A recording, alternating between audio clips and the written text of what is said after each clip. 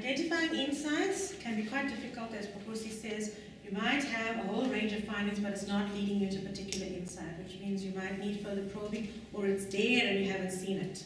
An insight comes from your findings, but it's not your findings. So, guys, we've had this before. Please don't do it this year. I present a slide of findings, and then my very next slide, I just rename them insights, and I just reword them a little bit. Findings are not insights.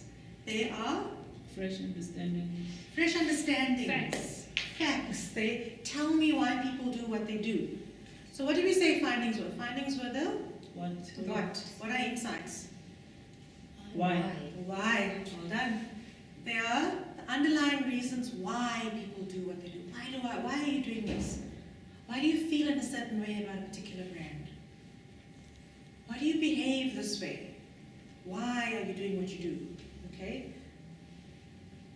Requires probing of the finding to find out what drives the behavior. So I want to understand why you do what you do. Why do you buy this car as opposed to that car? Why do you shop at this mall as opposed to that mall? Does that make sense? Mm. Let's look at potentially drawing insights from findings.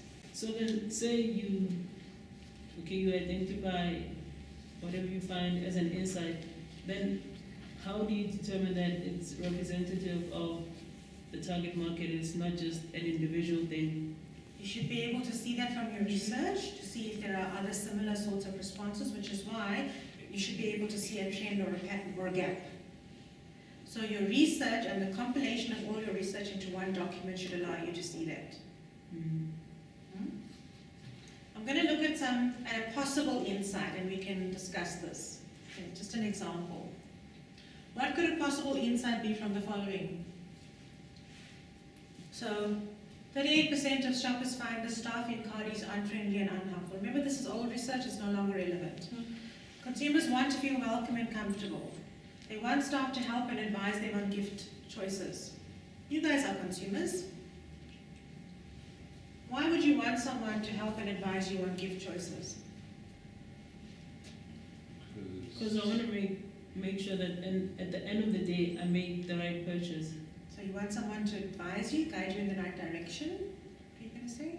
Yeah, I was going to say something along the same lines that there are people who feel that they're generally bad at choosing gifts, so they want to choose something that's really... That's interesting. Someone that's not very good at gift buying. Tatu? I know a lot of with men, maybe they need reassurance that whatever they buy Oh, I like that. Yes. is not relevant, but The right type of gift for the Yes. right type of occasion. Yes. Maybe that's not a skill that particular people have. yes. And I think sometimes maybe you're buying the gift, but you don't know much about it, about the thing you're buying. You've heard about it and you think it might be cool, Okay. but you just need advice on how cool it really is. Okay. So what would be an insight from all of the things that we've spoken about now? We need reassurance. Reassurance? But why do you need reassurance? Because you want it to be special to whoever you're buying. You want it to be special to whoever you're buying. Why else do you need reassurance? You want someone knowledgeable. Someone knowledgeable to help you, to guide you in the right direction. I heard about this wonderful camera on TV, and I want to buy it for my spouse.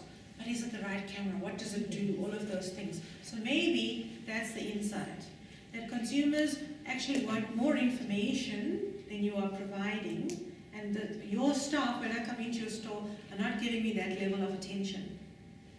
Could that be an insight? Yes, Very definitely. incredible connection, yes. Incredible, yeah. Incredible connection. Okay, good example. Guys, can you see how this kind of works? Okay, so you need to probe and find out why. Okay, questions on insight.